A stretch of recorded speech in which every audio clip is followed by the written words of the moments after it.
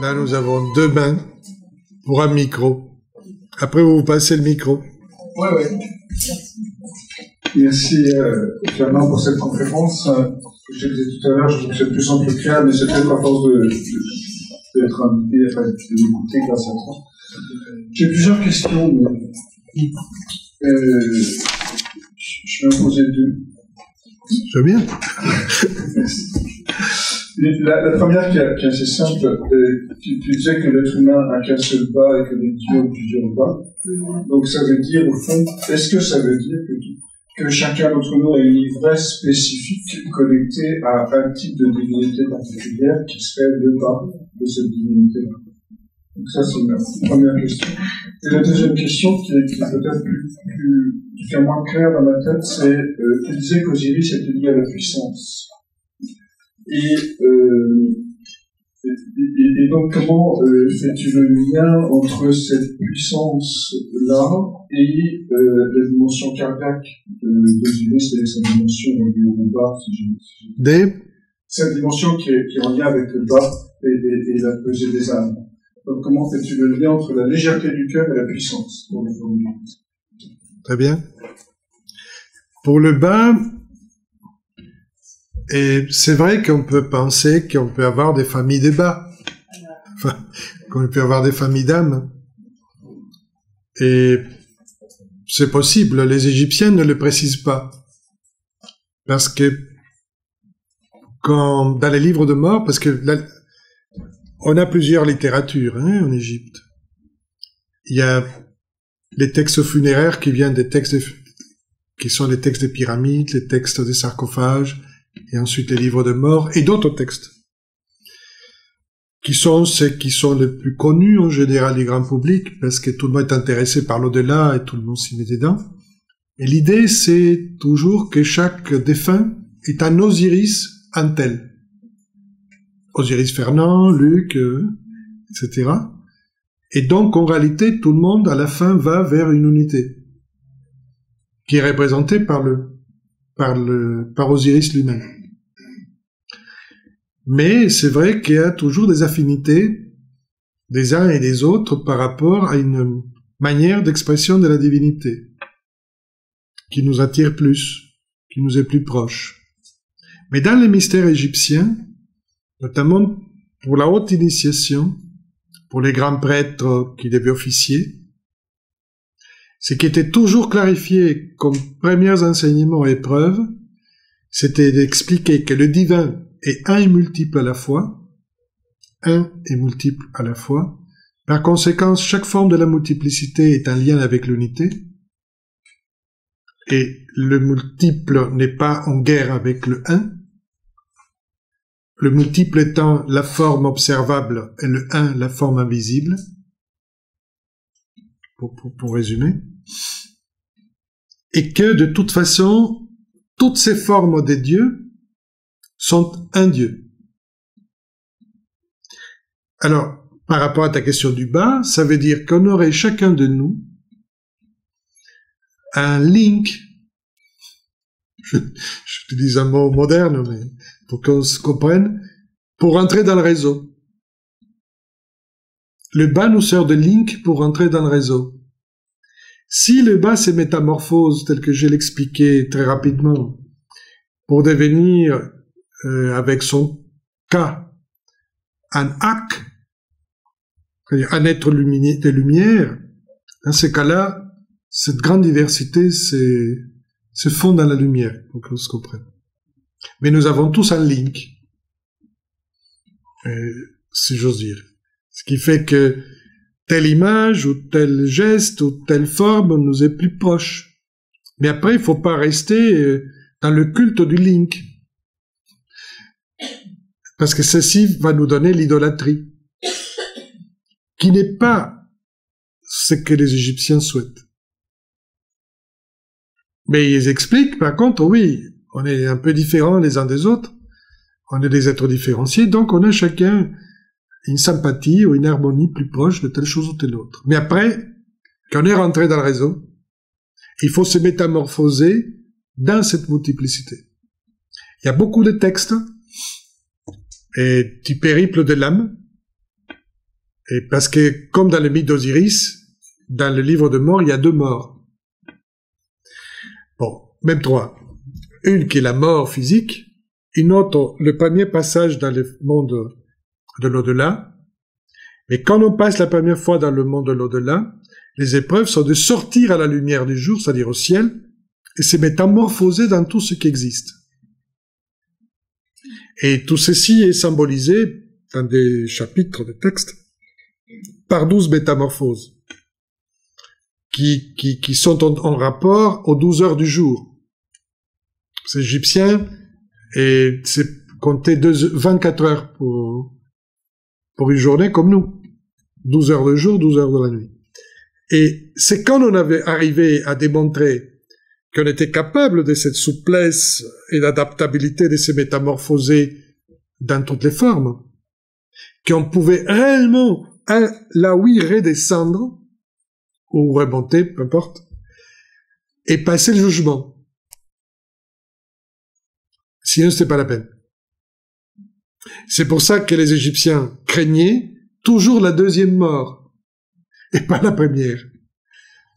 Parce que la 2e mort, c'était de perdre la mobilité dans l'au-delà, dans l'invisible, et par conséquent, c'est arrêté quelque part. Et donc, si on est arrêté quelque part, on peut plus évoluer. Donc, le critère à eux, c'est tu es telle chose, aujourd'hui tu crois que tu es que cette chose-là, tu t'identifies à la partie et pas au tout. C'est logique, tu penses de façon limitée. Affranchis-toi, apprends à repousser les limites de ton enfermement, et toute métamorphose est repousser une limite, et gagner dans d'autres possibilités. Donc, c'est comment creuser un espace intérieur de plus en plus profond. Enfin, jusqu'à arriver à un sort de vide qui accueille tout. J'essaie de donner des images, parce que je sais pas bien comment le dire. Donc ça, c'était par rapport à la première question, parce que c'est toujours un peu plus complexe qu'on le pense avec eux. Parce qu'ils ne fonctionnent pas avec une logique linéaire ou dualiste. Donc tout est en réseau, et tout est en gestion des contradictions par l'harmonie des contraires. Ça implique une véritable révolution mentale. Pour chacun. Sinon, on comprend rien. Parce que quand les Romains et les Grecs, le monde juif, chrétien, a essayé de comprendre l'Égypte, ils l'ont compris sur la forme passif et statique. Et dans ce cas-là, ils n'ont pas vu la vie dans toute cette histoire. C'est-à-dire quel circuit représente tout ça. Et donc, d'un coup, tout était figé, ils comprenaient rien. Ils ne pouvaient pas comprendre. Ils n'avaient pas les catégories mentales, mentale, pas capacité mentale, catégorie mentale, pour pouvoir rentrer dans une logique de l'un et de l'autre à la fois. Bon, manque de bol. Et ça nous a amené donc à une civilisation qui est devenue de plus en plus dualiste. Et par conséquent, ensuite mécaniciste. Parce qu'une chose s'enchaîne avec l'autre. Bon. Pour la deuxième question, rappelle-la moi si tu te rappelles. La relation entre la puissance et la légèreté. Ah oui. La puissance d'Osiris est celui qu'on peut développer par le ralentissement du cœur physique. Je vais m'expliquer. Les yogis actuels ont des exercices pour apprendre à ralentir la respiration et par là que le cœur bat plus lentement. Et la puissance osiriaque consiste à un ralentissement très important du monde biologique, enfin de l'univers biologique, qui donc a besoin de moins d'énergie et plus passive en apparence, mais qui permet aux autres composantes que j'ai expliquées d'être beaucoup plus actives. beaucoup plus active. Donc c'est pour ça qu'en apparence, c'est un peu comme le sommeil paradoxal. Le corps est un tronc d'arbre qui bouge pas, et le mental, le cerveau bouge de tous les côtés. C'est pour ça qu'on appelle paradoxal, parce que on bouge de tous les côtés, comme si on était en train de faire des choses. D'ailleurs, les différentes parties du cerveau que nous utilisons dans la vie quotidienne s'activent, mais le corps, un végétal, un végétant. Ça, c'est la puissance osiriaque, en réalité. Parce que dans les mystères d'Osiris, les gars qui voulaient être initiés étaient enterrés 7 jours.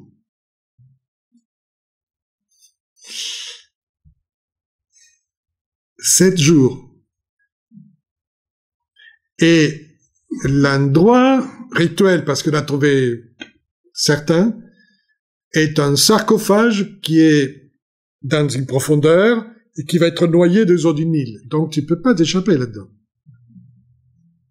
Et le sarcophage est lourd. Donc, soit tu ralentis ton cœur et tu utilises très peu d'énergie et très peu d'oxygène, tu vois ce que je veux dire? Et tu peux donc faire autre chose qu'on va te proposer de faire, soit la mort n'est pas symbolique. Donc ça veut dire que la personne qui passe cette épreuve a conditionné son corps, a appris à conditionner son corps d'une manière très particulière.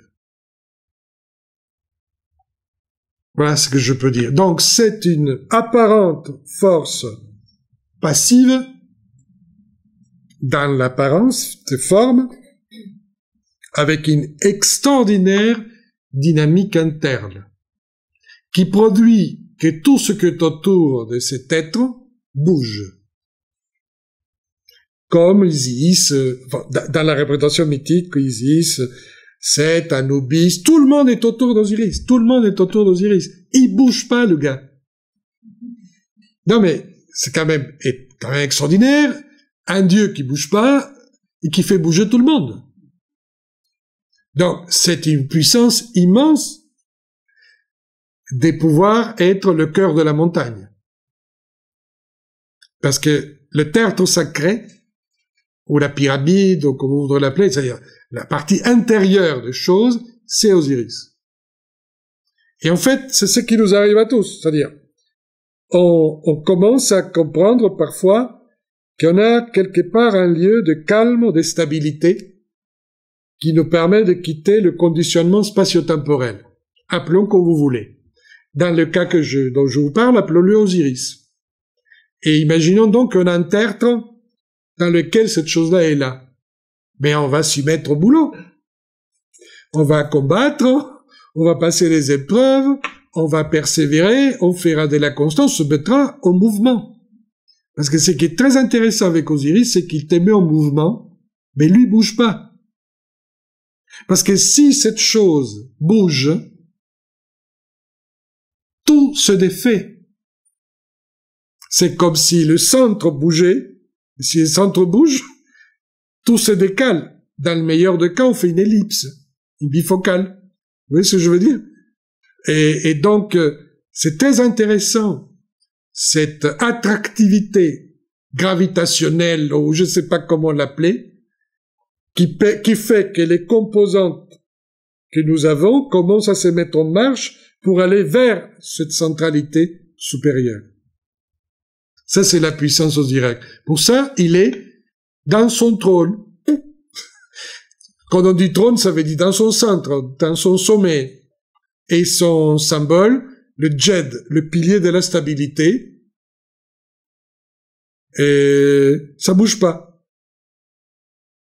Donc, apparemment, on peut se moquer de cette force. Et si on le prend au premier degré, on dirait que c'est un inerte, qui fait rien. Et en fait, c'est lui la cause réelle de tout. Ça implique avoir, si on veut, donc mettre en soi-même cette pratique. On est obligé d'avoir une confiance dans l'être intérieur très profonde. Sinon, on va s'agiter beaucoup et on va aller vers l'extérieur. Et on va croire qu'on est en train de faire des choses. Mais en réalité, on est en train de continuer à se disperser. Dispersion, concentration, ça c'est la grande question. Voilà ce que je peux répondre. Et il y avait une autre question avec le micro qui est... Oui, mais je trouve plus intéressant de continuer sur cette question. J'oublie ma question, mais je veux bien... Mais où est le micro? Il est là, il attendait. Ah, dans ces cas-là, d'accord. Non, mais je veux bien relancer sur la même direction. Si vous voulez bien continuer, c'est derrière. Parce que derrière, il y a des gens dans une autre pièce qui doivent vous entendre. Donc, je disais simplement, je trouvais plus intéressant de continuer sur sa question que sur la mienne. Et donc, c'est intéressant de vous entendre continuer sur cet aspect de concentration versus dispersion. Et je suppose aussi qu'il y a cette notion aussi du lâcher-prise. Oui. Alors, voilà, je ne sais pas si vous voulez continuer dans cette direction. Non, ce que je peux dire simplement, pour aller un peu plus loin, mais je voudrais d'autres questions, c'est tout. Hein. Osiris est une lumière invisible qui régénère en permanence tout ce qui est objectif. La non-relation avec l'aspect osiriaque en nous-mêmes et dans l'univers fait qu'on perd capacité de se étonner du monde. C'est-à-dire, on est blasé. Quand les gens sont blasés, c'est que leur connexion osiriaque, quelque part, est en défaillance. Ils ont perdu la capacité de s'enchanter du monde.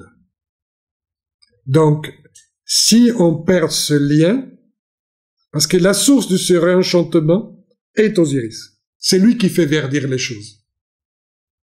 Les choses, c'est fort, et il le réverdit. Et il le réverdit. Donc, pour les Égyptiens, nous avons une source, ou une forme d'âme source, qui nous permet de nous connecter pour nous régénérer, nous réverdir, et reprendre notre propre évolution et transformation. Évidemment, ça implique se centrer à l'intérieur de soi en ne se faisant pas parasiter par tous les effets dispersants de la vie. Très difficile. Celui qui disperse est Seth. Celui qui concentre est Isis.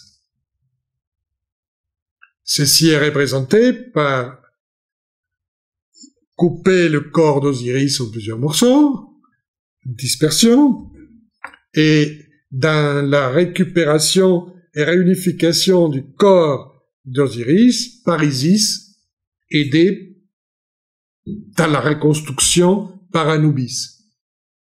Donc là, vous avez les deux forces, en réalité, dispersantes et de concentration. Les forces de concentration sont celles de la persévérance et la constance, puis de l'amour et de la vie qu'on donne aux choses, mais dans la capacité de percevoir, de voir dans l'invisible. Et ça, c'est Anubis. Le mystagogue, c'est lui qui conduit l'âme vers le monde intérieur. C'est pour ça qu'il y a les deux là qui sont en train de faire la momification. Mais tout ça est un conte, je ne sais pas comment expliquer. D'autres questions? Oui, c'est parce que derrière il y a du monde.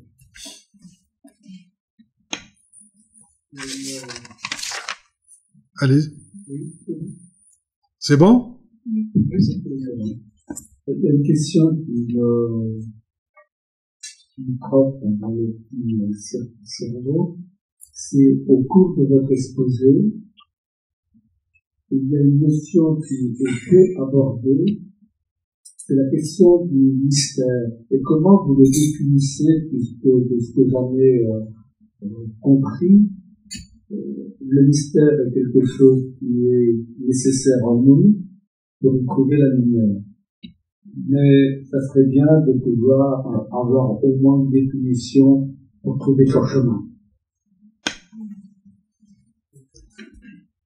Je vous remercie de la question. Et voyons. Il y a plusieurs façons de définir ce que vous me demandez. Le mystère, au premier abord, fait appel à l'inconnu et au défi que l'inconnu nous pose en termes de courage d'y aller vers ce qu'on ne sait pas. Dans ce sens-là, il est porteur d'épreuves. Parce que toute épreuve remet en question tous nos acquis. Donc, on pourrait dire ça quelque chose de simple comme ça. Les Égyptiens, comme les Grecs ensuite, avaient pas simplement une religion populaire, avec des cultes pour tout le monde, ce qu'on appelle une religion à mystère. Les religions à mystère sont basées sur le fait qu'il y a une pédagogie pour que les êtres humains puissent avoir accès à des états de conscience que normalement la vie quotidienne ne les apporte pas. Donc à des sourceaux de conscience, des révélations, qui doivent venir de leur propre capacité perceptive interne. Dans ce sens, les mystères, les religions à mystère vont proposer toujours, peu importe si en Égypte, en Grèce ou ailleurs, parce qu'il n'y a pas que là, des scénographies, des mises en scène, dans lesquelles les mythes sont représentés par des acteurs qui sont les mêmes individus qui veulent s'initier, conduits d'autres qui sont déjà initiés. Voilà. Dans le mystère, mystère ancien au moins, personne n'est spectateur. La mise en scène des mystères, qui est une sorte de dramaturgie, appelons-les comme ça, où certains prêtres ou initiés vont jouer certains personnages, permet une dilatation mystique de l'individu, qui vit certains moments particuliers, qui les permettent des captations, à différents degrés. Dans les mystères d'Osiris, dans le Moyen Empire, parce que les mystères osiriaques ont changé. L'histoire égyptienne est longue. Les mystères les plus profonds sont les plus anciens, et pas les plus récents.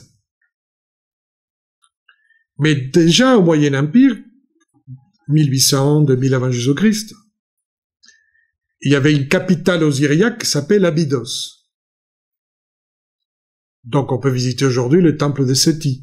Mais ce qui reste de la ville d'Abydos, qui était les lieux du Saint-Sépulcre des Égyptiens, parce que normalement la tombe d'Osiris est à Abydos. Et dans ces mystères, il y avait plusieurs actes ou épreuves dans lesquels le candidat à l'initiation devait participer d'une sorte d'armée qui combattait l'armée des Seth. Il y avait une scénographie dans laquelle on sortait un personnage vivant, Osiris, dans une barque, peu importe, dans un lieu particulier, et là, il se faisait attaquer. Physiquement attaquer. Et une des premières épreuves, c'était celui du courage physique et du candidat en mystère pour savoir s'il pouvait défendre Osiris. S'il avait le courage, s'il avait l'état moral, s'il était déstabilisé, etc. Des épreuves très concrètes, très simples. Enfin, très simples. Et tout dépend, si vous le savez ou pas.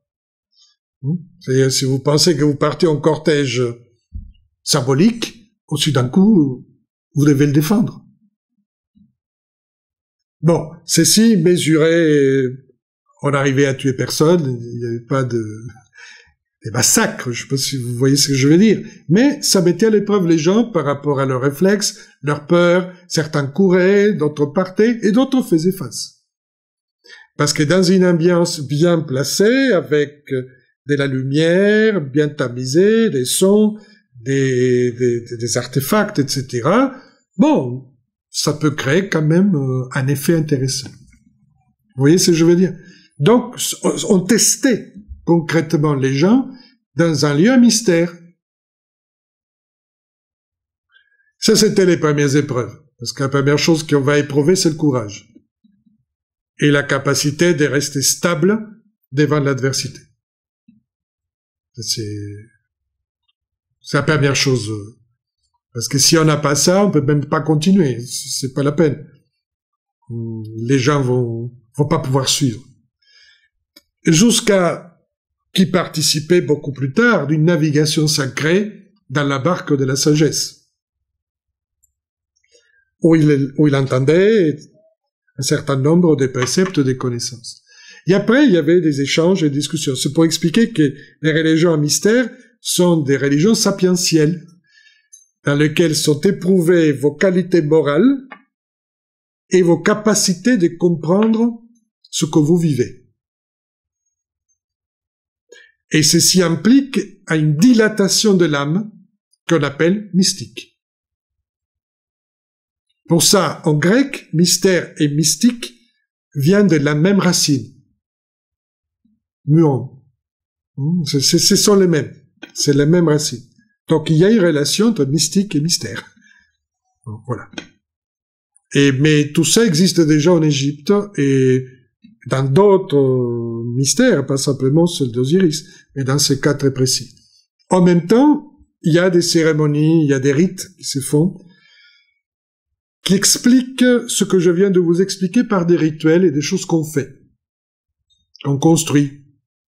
Par exemple, il y a un rite pour la construction du corps d'Osiris. Et dans des petites moules d'une coudée, mais dans lesquelles on va travailler des terres et des matériaux différents pour obtenir ce qu'on dirait aujourd'hui une œuvre alchimique, une transformation.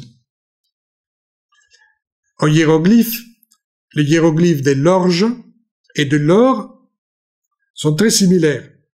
L'orge, c'est comme un ovale incliné, et l'or, c'est un ovale dilaté. Et donc, on fait des statues avec des lorges, entre guillemets, qui représentent les graines en question, qu'on va s'aimer, et en même temps, on a une transmutation de ce corps de terre en corps glorieux, donc doré. Bon, je ne peux pas expliquer tout le détail, mais là, vous avez, c'est qu'après la franc-maçonnerie va reprendre, d'autres vont reprendre, Isis transformée en veuve, devant une balance, en train de peser les différents composants de la statue, qui sont tous les éléments du corps de la terre d'Égypte qui se regroupent dans cette statue. Et le candidat apprend, ou doit apprendre, à faire cette œuvre de transmutation dans la substance et en lui. Bon, c'est ça les mystères. Donc, les mystères, c'est pas tant, je te dirai pas, mais plutôt vis quelque chose. Le vrai mystère, c'est vivre quelque chose. Et comme toute personne qui aurait vécu quelque chose de puissant et transfigurant, vous verrez que vous ne pourrez pas le décrire d'une façon totalement analytique, mais que vous allez employer un langage imagé. dans lesquels vous ne voulez pas occulter, mais simplement donner l'image, c'est-à-dire la représentation, par une voie poétique et artistique de ce qui était vécu. Mais le vrai secret, c'est vivre dans les mystères. Et si un initié ne dit pas qu'il est initié, parce que ça c'est l'unique secret, c'est parce que l'initié ne doit pas passer avec un t-shirt pour dire « je suis un initié », sinon parce qu'il doit se conduire comme tout le monde tout en étant ce qu'il est. Et donc, pourquoi? Parce que détachement et humilité. Parce que sinon, ça va pas. Donc, cette notion de secret n'est pas du tout pour cacher, mais pour pouvoir vivre avec humilité ce qu'on a à vivre. Je n'ai jamais vu un grand maître dire « je suis un grand maître ». Là, c'est la première grande méfiance. Donc, mieux vaut se considérer un millimètre qu'un mètre. Il y a plus de chances d'évoluer. Merci pour votre question. Et une dernière. Bonsoir. Juste une petite question. Et l'amour dans tout ça? Isis. Alors, j'ai vraiment rien compris. C'est comme le yin et le yang. Quand les Chinois disent, si vous êtes capable de m'expliquer le yin et le yang, c'est que vous l'avez pas compris. Alors, excusez-moi, mais là, vraiment, j'ai pas compris. Qu'est-ce que vous n'avez pas compris? L'amour. Et qu'est-ce que vous voulez comprendre de l'amour? Je n'ai pas entendu. Le fait de présenter un personnage comme Isis, qui à aucun moment est perdu, qui à aucun moment est défaite par les circonstances, et cherche l'unification de choses, parce que l'amour, c'est quoi? L'amour, on aime ce qui nous manque. On aime, l'acte d'amour est un acte d'union. La personnification de l'amour est faite par Isis et sa capacité d'unifier les différents éléments éparses sans faille, avec une totale confiance, une totale capacité de résister toutes les apparences. Je ne vais pas expliquer tout le mythe, mais il y a énormément d'épreuves de la part d'Isis, et pour être détourné de la quête, de chercher la force osiriaque, la force de renaissance, etc. Mais elle ne se détourne pas, parce qu'elle aime Osiris. C'est comme l'aspect en chacun de nous qui aime cet aspect d'unité et de régénération perpétuelle qu'est l'Osiris en soi. Et donc l'amour, je vous avais expliqué tout à l'heure, qu'une des choses essentielles pour un Égyptien, c'était de penser avec son cœur. C'est-à-dire de ne pas penser sans cœur. Et bon, qu'est-ce que je peux vous dire d'autre? Parce que quand on est en train de juger le cœur, et qu'il soit léger comme la plume, ça veut dire que ce cœur est aimante, et est capable, c'est pour ça qu'il est léger. Parce que s'il n'y a pas d'amour dans nos cœurs, on devient lourd. Et lourd de pensées, lourd de rancunes, lourd de beaucoup de choses. Et donc, ça passe pas. Ça passe pas. Je suis un peu déformé par une culture plutôt asiatique où les Chinois disaient que le sang était le support de la conscience. Et le cœur est le support de la conscience. Ils ne parlent pas d'amour. il parle que de la conscience. C'est un peu déformé. Et, excusez-moi, dans la progression, il y a que le Christ a commencé à parler, à verbaliser. Bon, qu'importe qu'il soit fils de Dieu ou pas, de choquer personne, mais celui qui a verbalisé le mot amour de manière très claire, il y a que lui qui a commencé justement à le verbaliser. Donc ma question était un peu innocente parce que j'ai pas entendu le mot amour, évidemment, puis je comprends. Le cœur psychique et le cœur, les Chinois appellent ça le cœur psychique, vous savez, et le cœur physique. Mais c'est le cœur qui est le support de la conscience. Alors le sang est un tissu vivant. Oui, oui, pour ça j'expliquais ensuite les épreuves par rapport au cœur. Non mais je suis pas là pour vous, c'est vous qui oui, oui. Vous êtes là pour m'apprendre. Mais c'est pour ça que c'était pas clair pour moi, l'amour, c'est voilà, c'est qui, et ok, j'ai compris. Il y a un acte d'amour très important, que c'est quand Osiris et Isis vont engendrer Horus. Parce que, mais c'est un acte d'union dans des plans supérieurs, qui vont donner un être particulier, qui va garantir la transmission dans l'action. Et parce que c'est une action opérative, c'est pas une action pour faire ou figurer. Et ça, c'est très important. Donc, il y a plusieurs gestes, en réalité, mais n'oubliez pas non plus que le bouddhisme parle de bienveillance. Et le Bouddha parle aussi d'amour. Et il y a aussi, dans le bouddhisme, le cœur diamant. Bon, etc., etc. Mais chacun le dit à sa façon. Donc, et essayez de trouver le copier-coller, j'aime pas. Parce que sinon, on va tout amalgamer. Et j'essaie de vous amener à telle tradition. Comme on disait, chacun peut attirer tout à l'heure par en bas, par une autre filière. Peu importe. À la fin, j'espère qu'on va se retrouver. Voilà. Je vous en prie. Oui. Attendez, le micro, parce qu'il y a des gens derrière vous, dans une autre pièce, qui voient tout son vidéo. Donc il faut qu'ils entendent. Il y a tout de même Osiris et Isis qui est le couple qui est incarné par le pharaon et sa reine. Oui, mais tous ces couples égyptiens magnifiques où les femmes ont la même taille que l'homme, alors que je veux dire chez les Grecs, la femme quittait la maison du père pour faire la maison du mari, elle n'en sortait pas. Je veux dire, il y a quand même, c'est quand même quelque chose de très très fort. Non, mais messieurs avaient raison, parce que je vais pas trop insister. Il y a une grande déesse de l'amour, qui est la forme de Hathor. H-A-T-H-O-R.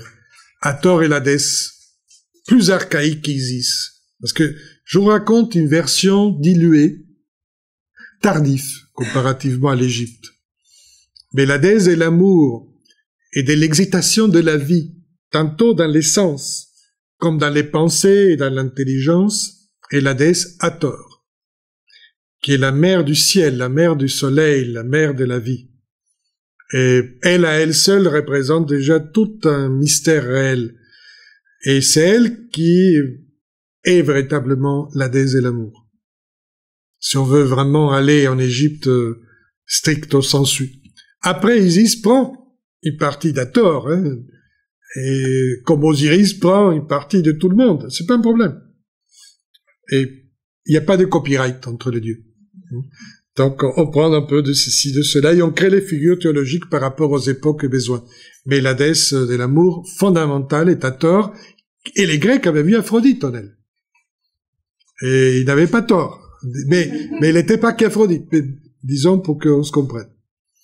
Et si on veut aller encore plus loin, toujours dans la même histoire, dans les anciens mystères d'Abydos, avant les mystères plus tardifs, gréco-romains, etc., le couvercle du sarcophage est Nout, la déesse du ciel, qui est l'équivalent d'Hathor, disons. Et le défunt est comme Osiris. Et là, il copule, c'est une copulation entre le couvercle et le gisant pour se réengendrer dans le ciel. Les textes sont très clairs. Ils produisent un embryon dans l'intérieur du ciel, pas en surface du ciel, Parce qu'il y a un ciel visible, il y a un ciel intérieur. Et c'est à l'intérieur du ciel qu'elle défend, c'est auto-engendre un embryon, qui est cet être de lumière qui va apparaître à l'horizon, etc., etc. Si on veut aller à la source du mythe. Parce qu'au départ, Isis ne fait pas grand-chose dans le mythe. Mais comme elle va reprendre tous les attributs des uns et des autres, bon, c'est Isis ensuite. Et le mythe devient plus anthropomorphe et moins cosmique. Si on veut aller... Une dernière.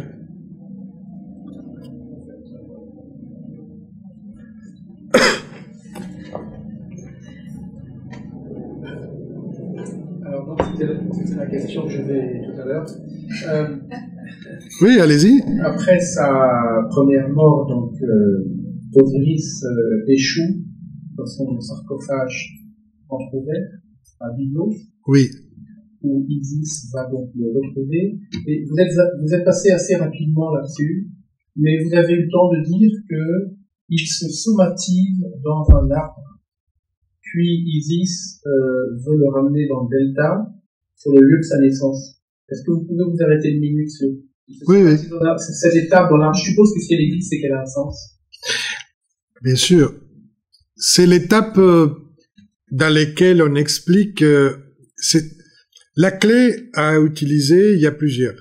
La première, c'est la relation qui va s'établir dans les mythes égyptiens entre le flot du Nil, qui apporte la fertilité par l'engrais, vous savez, qui est charrié,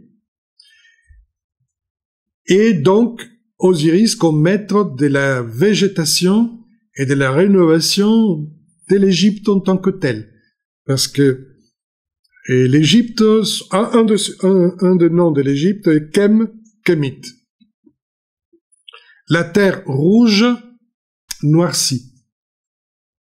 Rouge parce que pendant l'été, elle devient aride et stérile. Il n'y a plus rien, rien ne pousse, etc. Et que grâce à la crue du Nil, elle s'est noircie. Parce que tout ce limon va se poser comme une couche sur la terre rouge qui devient noircie, donc vivante. Et c'est cet aspect de la vie qui va vaincre la stérilité, ou la fécondité qui va vaincre la fertilité, qui va vaincre la stérilité, qui est expliqué dans la clé, entre guillemets, agraire collective, dans cette première partie du mythe. En même temps, par rapport à l'être humain, s'implique le plongeon à l'intérieur de soi et la possibilité de réémerger dans l'arbre de vie, c'est-à-dire dans la verticale. Bon, ce sont deux niveaux distincts, parce qu'il y a toujours, dans les mythes, il y a plusieurs clés. Des clés cosmiques, des clés terrestres, du fonctionnement, par exemple, agricole, il y a des clés aussi humaines. Ça, c'est la première mort. Ou la première dissolution, dans laquelle va être produite une eau révigorante, et si on va en Inde, c'est un peu le soma indien. Une boisson qui révigore, qui redonne la vie. Les eaux qui sortent du corps asséché d'Osiris sont des eaux révigorantes. Les lymphes, les eaux lymphatiques qui permettent de se révigorer, de se régénérer. Donc, on est dans la première mort, s'applique à des mystères en rapport à la biologie, si j'ose dire, au monde plus matériel et objectif, tantôt pour nos corps comme pour le corps de la Terre. La deuxième mort est une mort sacrificielle. Donc on est devant plus du tout un monde végétal, mais un monde animal. Parce que le corps sacrificiel, c'est un être vivant, animal, humain, etc., qui est dépecé. C'est le démembrement, qui est le sacrifice total, puisque on est en morceaux, comme on dit, hein, et qui est en train d'expliquer la victime autoconsciente qui se donne au sacrifice. Parce qu'Osiris, le dieu bon, donc qu'on se comprenne, se donne au sacrifice. Et devant lui, il y a une hybride, une peau, devant son trône. Pour ça, je ne veux pas rentrer honoré pour des mois. Non, parce que c'est très, très riche. C'est vraiment très riche. Donc, cette réorganisation à nouveau est en train de nous expliquer comment on transfigure ce qui est biologique dans un être de lumière qui transcende la matière. Nous sommes en deuxième degré de l'opération. On n'est plus dans une œuvre noire, dans une dissolution, etc. Nous sommes devant une exaltation qui nous amène à une purification, un blanchiment de la matière. Son linceul, d'ailleurs, est blanc. Les morts sont blancs en Égypte, ils sont pas noirs, parce que la couleur noire est fertilité. Et c'est le blanc qui est noir, qui est mort. Au-delà. Et c'est seulement parce qu'il a pu transcender sa nature matérielle et qu'il a activé ces corps invisibles ou ces substances invisibles qu'il peut alors, oui, s'unir à Isis et engendrer Horus, qui est le troisième pas. C'est-à-dire le principe actif qui relie ciel-terre. Bon, je pense qu'avec ça, on a pu conclure la ronde des questions pour ce soir. Merci beaucoup.